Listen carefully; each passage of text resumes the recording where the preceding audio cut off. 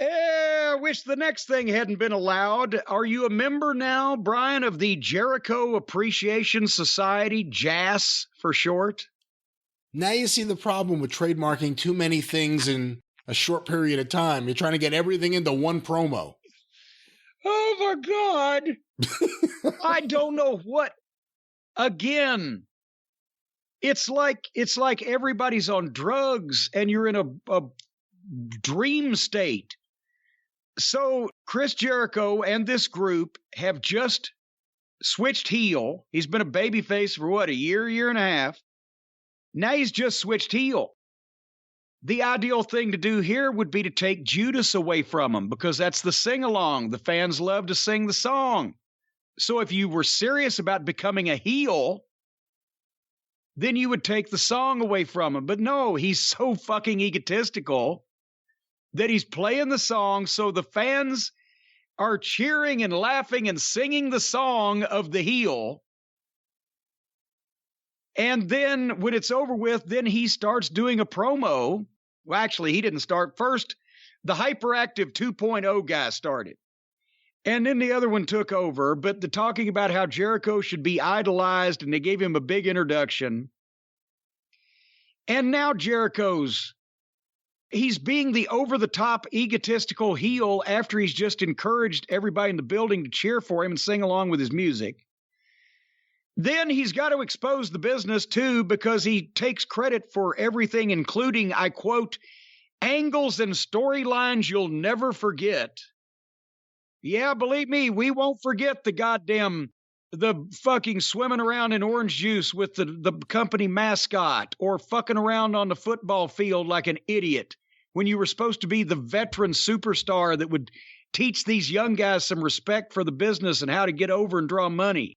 And instead, you just became a jack-off fondling yourself, trying to play with the cool kids to make up for your losing your hair and expanding your waistline. Anyway, these men in the ring appreciate him. That's why they're the Jericho Appreciation Society, and the rest of the roster are just pro wrestlers. Not a sports entertainer like him. Well, okay, we said this was obvious, especially when he tried to trademark that.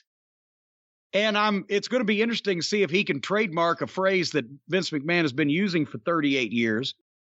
But he says pro wrestlers like it's an insult and like you would want to be a sports entertainer, because he knows that those fans will boo a sports entertainer because they equate that with WWE and cheer for a pro wrestler.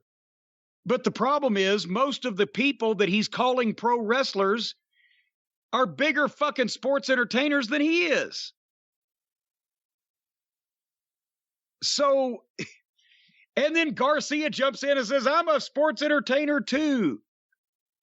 Yes, everybody hates sports entertainers, but you can't get heat by calling yourself a sports entertainer and calling these other guys wrestlers when they're doing even sillier, stupider shit than you are sometimes. Because they're not. So this went forever.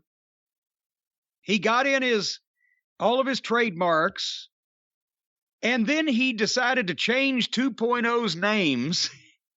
I don't know what they were before. 2.0 was bad creative, he said.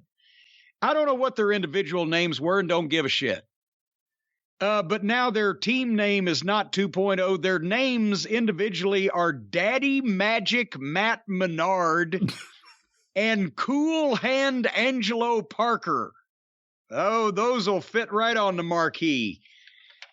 Well, a rose by any other name still stinks. So then there's Jake Hager standing there, and he looks like one of those people that had electroshock therapy for psychiatric issues in the fucking 60s. They've melted part of his brain, and he just stands there. If you look closely, and it's a high-def TV picture, you can see drool coming out of the corner of his fucking mouth as that blank stare. He looks like Tucker Carlson.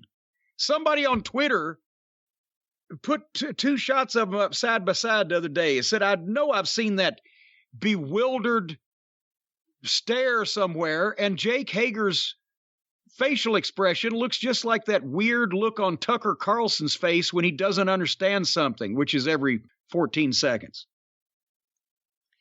And they let Hager talk. And I swear to God, he stood there and I wrote, did he just Daffy Duck? Brian, did Jake Hager say we're the Jericho Appreciation Society and we beat up pro wrestlers? Pro wrestlers? Is that what he said on television to me?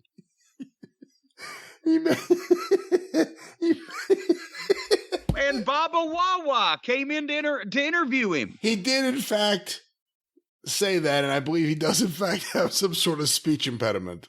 Well, I'm not trying to make, but has he talked before and we didn't notice it? Or is this just honestly the first time he's ever spoken? I know I've heard him speak before because I've heard the lisp before, and I thought that may have been why they got Dutch to be his manager. I'm talking about on AEW television. I never actually saw any of the WWF stuff when he and Dutch were together. I saw pictures, I heard about it, but I never saw any of this. Yeah, I don't have any idea how much talking he's done in AEW. I don't remember him talking. So after he said, we beat up pro wrestlers, Jericho's closing line was, and that's entertainment. No, it wasn't. It was a long, indulgent promo with people speaking, except for Jericho, that nobody cares about. And Jericho saying shit that didn't make a lot of sense because it's all some kind of reverse psychology that's reversed itself so many times, they've ended up where they started. And so now we have 5 bullshit sports entertainers in a group, a faction, in a company full of bullshit sports entertainers. Where's Punk? Is Punk all right? He knows the weeks to take off. He knows the episodes to miss. There's not an Amber Alert out or anything, is there? We know he's okay. He's safe. He's not sick. He's not hurt. He's not missing. He will be back. He just judiciously didn't appear on this program so he wouldn't get anything on him. Possibly.